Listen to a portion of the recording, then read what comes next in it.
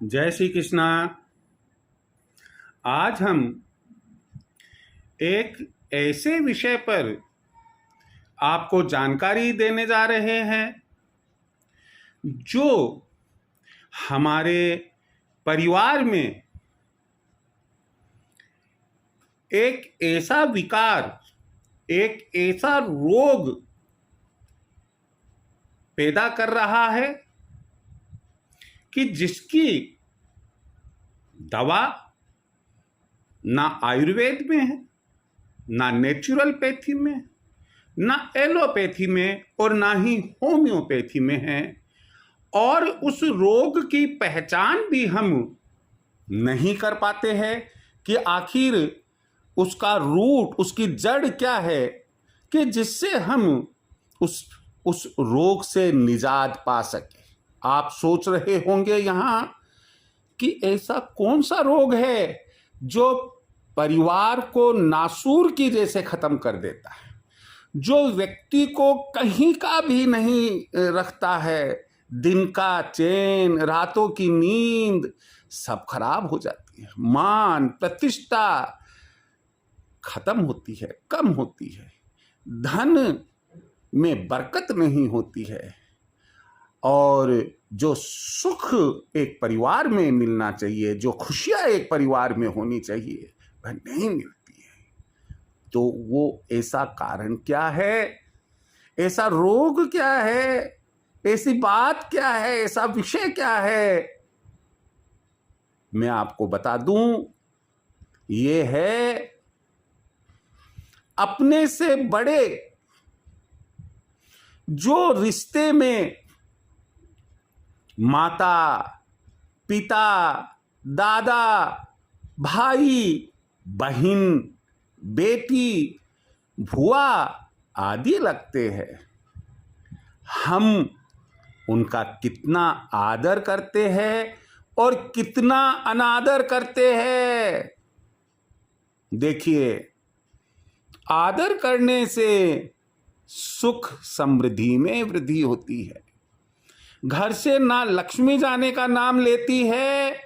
ना सरस्वती माता जाने का नाम लेती है। गणेश जी महाराज विराजमान रहते हैं, देवी देवताओं की कृपा बनी रहती है, हनुमान जी महाराज की कृपा बनी रहती है, सूर्य भगवान की कृपा बनी रहती है, भोलेनाथ की कृपा बनी रहती है। परंतु आज का जो ये युग कलयुग चल रहा है,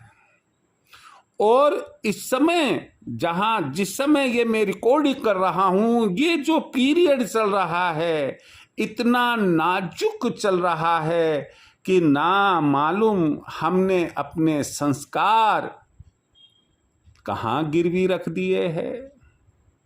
अपनी जो नैतिक वैल्यूज है, नैतिक मूल्य है, ना मालूम कहां वो चले गए, कहां खो गए हैं।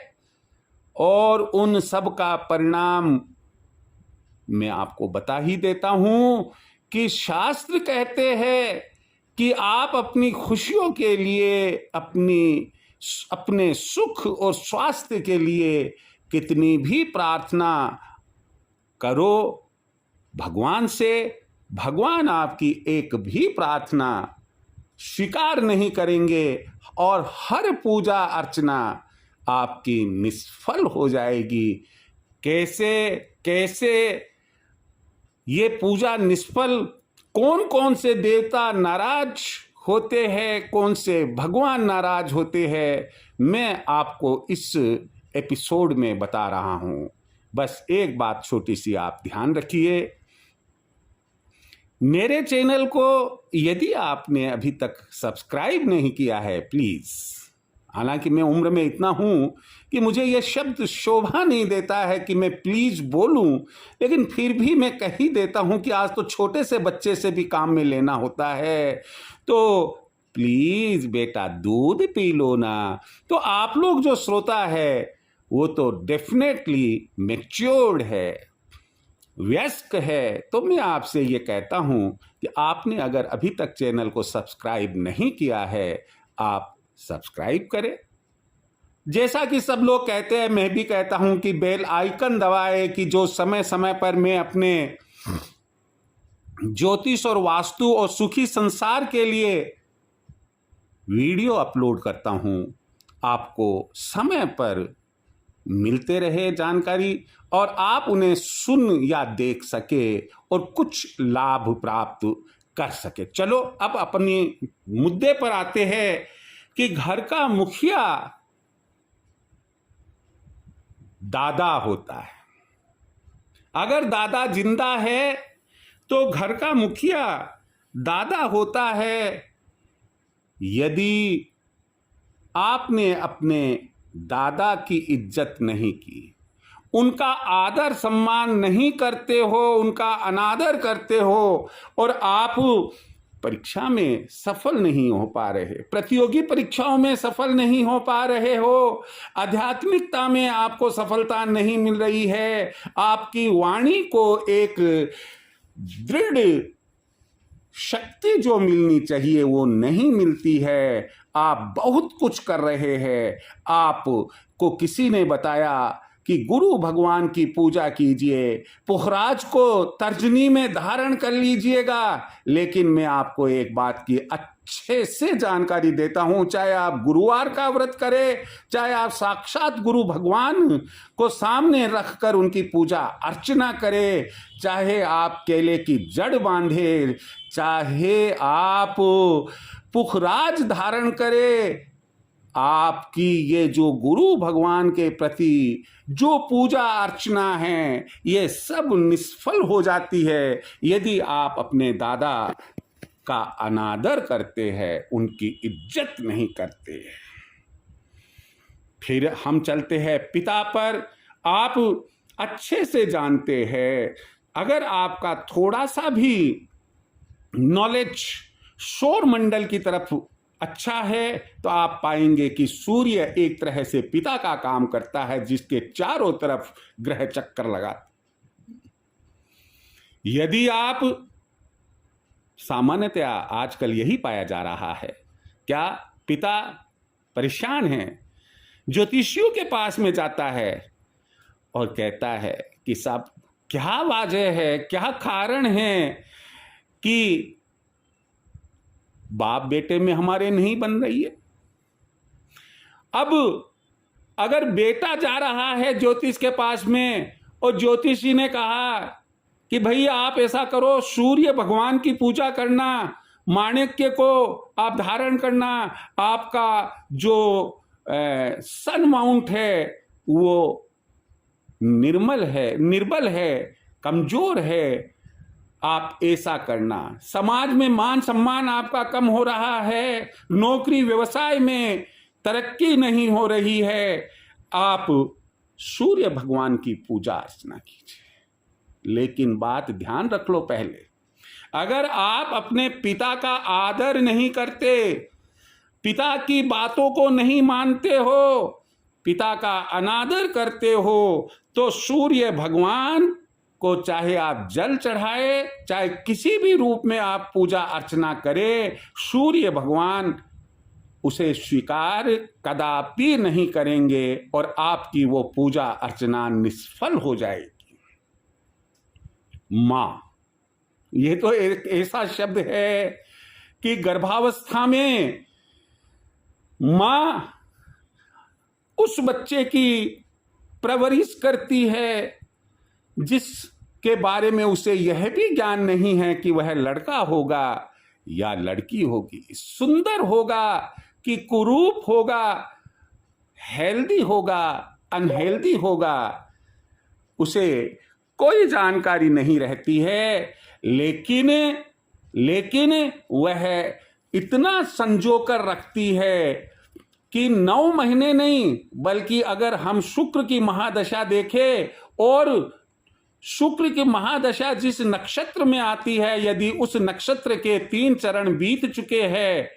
इसका मतलब गर्भ में आपने 15 वर्ष शुक्र की महादशा भुगत ली। आप सोचिएगा कि वो 9 महीने नहीं है, वो तो 15 वर्ष हुए और आप ऐसी मां, यानी कि मां का अनादर करते हैं, उनकी इज्जत नहीं करते, तो मानी हुई बात है कि अगर आप भगवान शिव की पूजा करते हैं, भोलेनाथ की पूजा करते हैं, उनको अभिषेक करते हैं, कोई कहता है जल से अभिषेक करना, कोई कहता है दूध से करना, कोई कहता है शहद से करना, कोई कहता है गन्ने के रस से करना, लेकिन भोलेनाथ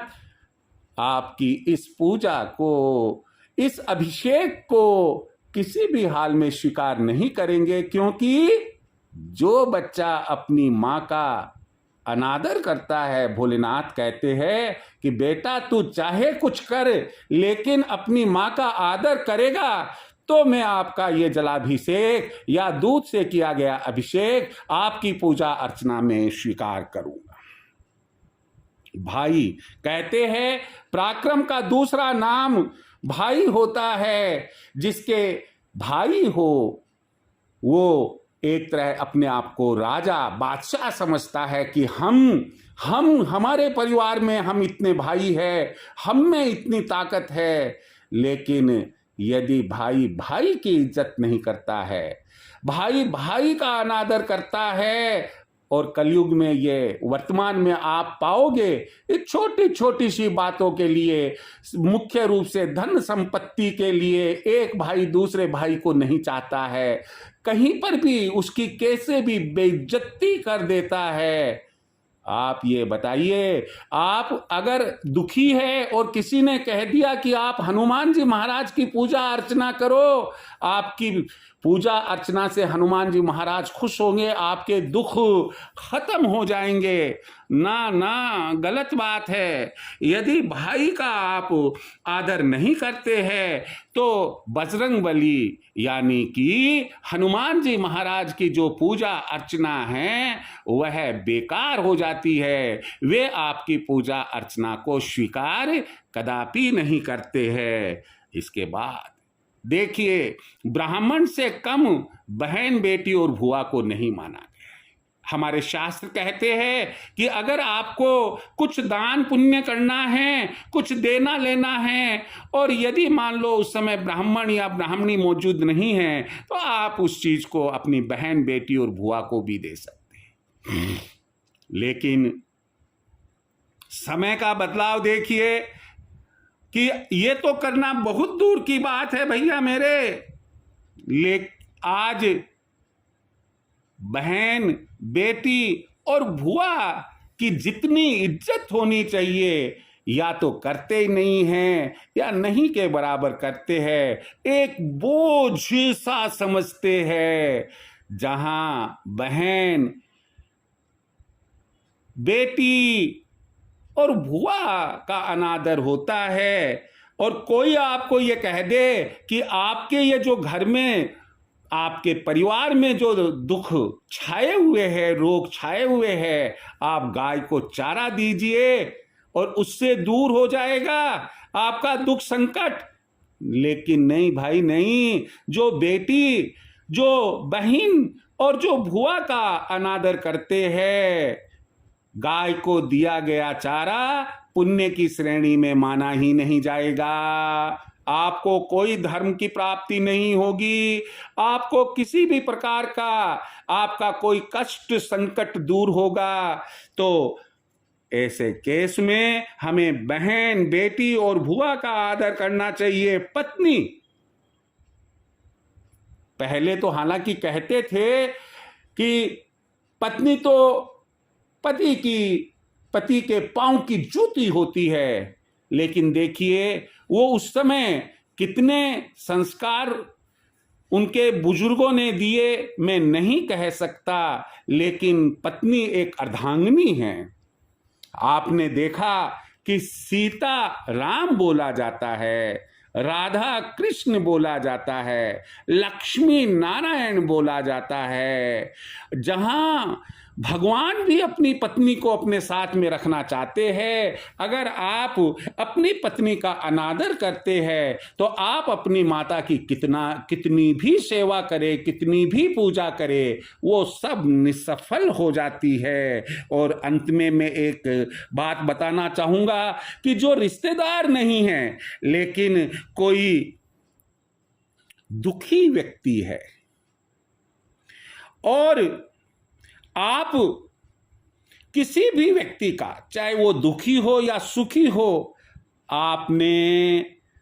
उसका दिल दुखाकर कोई काम किया है,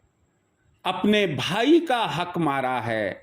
अपने किसी अन्य रिश्तेदार का हक मारा है, व्यापार में आपने अपने पार्टनर का हक मारा है, या अन्य किसी भी प्रकार से आपने किसी अन्य व्यक्ति का हक मारा है, उसका दिल दुखाया है, तो ये पक्की बात है, जो न्याय के देवता है शनि महाराज, अगर आप शनि महाराज की पूजा अर्चना करते हैं तो वो शनि महाराज की पूजा अर्चना आपकी निष्फल होगी और आपको कोई फल की प्राप्ति नहीं होगी। चाहे आप कितना भी तेल चढ़ाए, कितने भी शनिवार के व्रत रखे, लेकिन आपके ऊपर शनि महाराज की कोई कृपा नहीं होगी। ये न्याय के देवता है और किसी भी हाल में दूसरों का दिल दुखाकर, किसी का हक मारकर और आप उनकी पूजा करते हो, वो किसी भी हाल में आपकी पूजा को स्वीकार नहीं करेंगे और जो आपको दुख दर्द मिले हुए हैं उन्हें आपको ही भुगतना होगा। मैं यहां आपको यही कहना चाहूंगा कि रिश्ते में दादा, पिता, माता, भाई, बहन, भुआ, बेटी, पत्नी, जो भी है, उनका जो हक बनता है, जो स्थान परिवार में है, आप उसके अनुरूप आप उनकी इज्जत कीजिए, उनका आदर कीजिए। यदि आप ये चाहते हैं कि सुख का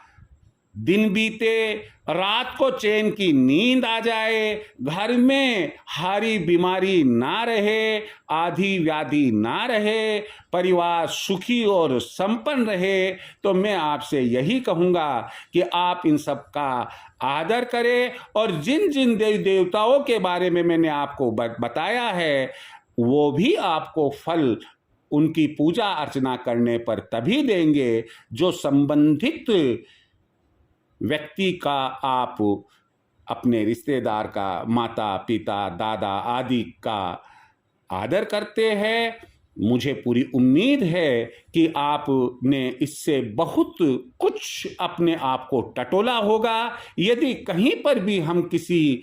गलत राह पर चल रहे हैं, मैं आपसे यही कहूँगा कि आप अपनी उस राह में किसी प्रकार का ऐसा परिवर्तन करें जिससे आपका जो पूजा पाठ अर्चना है वह मान्य हो, आपके दुख, संकट,